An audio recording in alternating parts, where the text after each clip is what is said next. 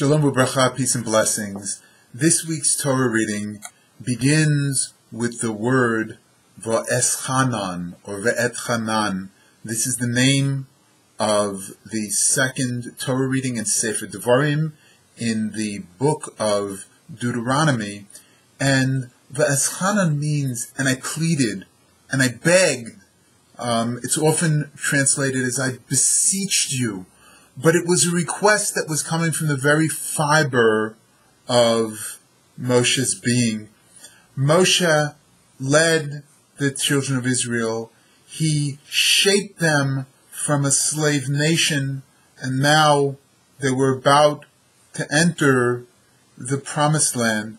And Moshe begs, Moshe pleads, I want to see the land.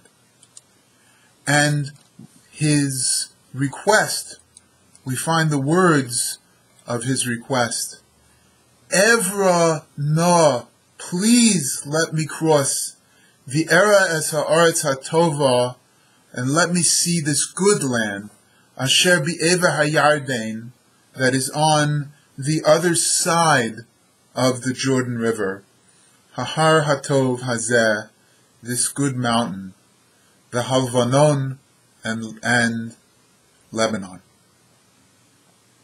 Moshe, after leading the children of Israel for 40 years in the desert, is not allowed to enter the promised land together with the children of Israel. There is much discussion as to whether or not this was a punitive measure.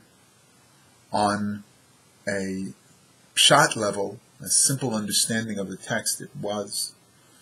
There is a case to be made that Moshe's time as the leader of Israel was finite in nature, and there was a new leadership that was required.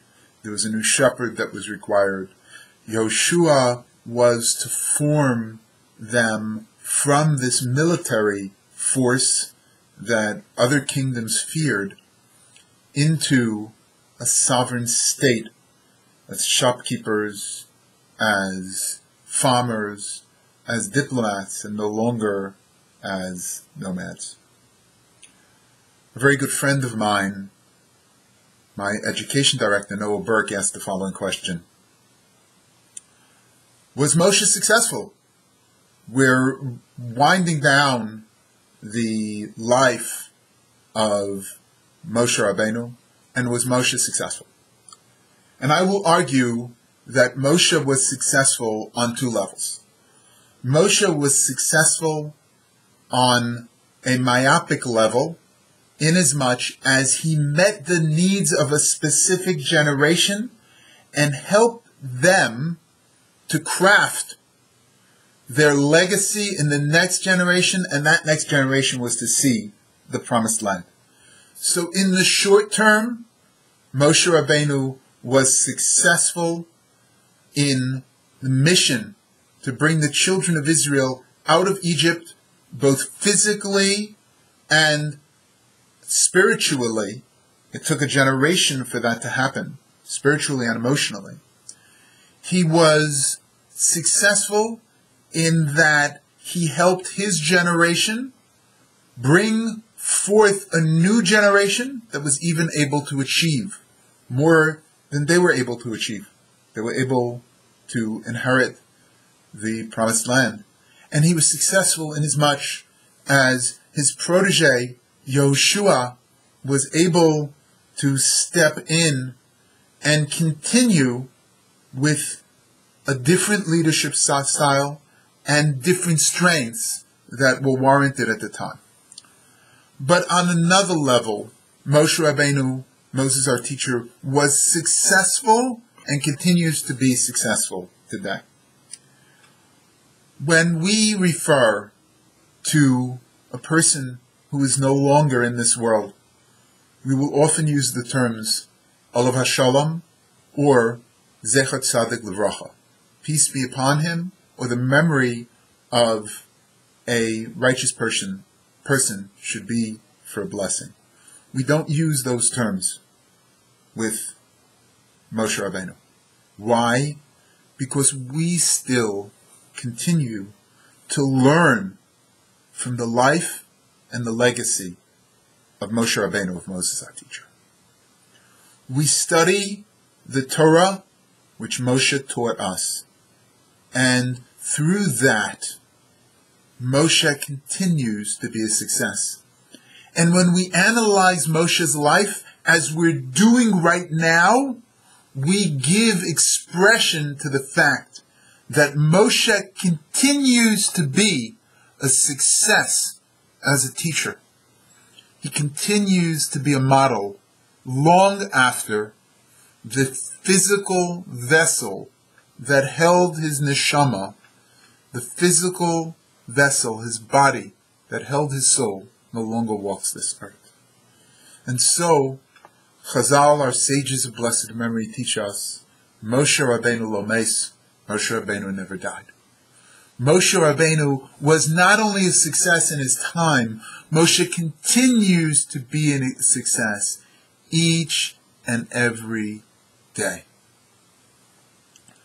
One of the things that synagogues around the world are grappling with is, how do we maintain an inclusive environment and also maintain a secure environment? How do we make sure in doing so that everyone is granted the access that they're entitled to in the synagogue? You know, as we deal with security concerns, we also have to remember that there are accessibility issues for people who have disabilities. And in doing so, we can take a lesson from the life of Moshe Rabbeinu, of Moses, our teacher. We go back to Sefer Shemos, we go back to the second book of the Torah, where Moshe is arguing with Paro.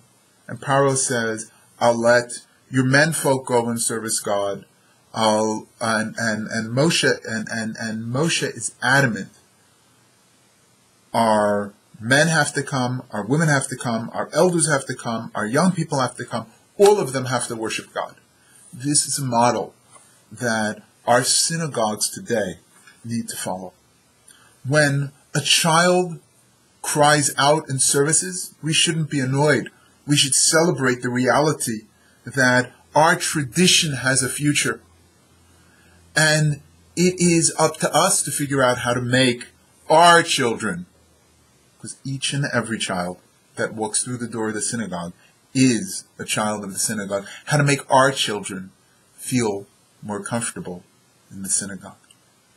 When we see that a fellow congregant has difficulty navigating the entrance to our sacred spaces, it is up to us to figure out how to make the synagogue accessible for our brothers and sisters, because they are children of our community as well.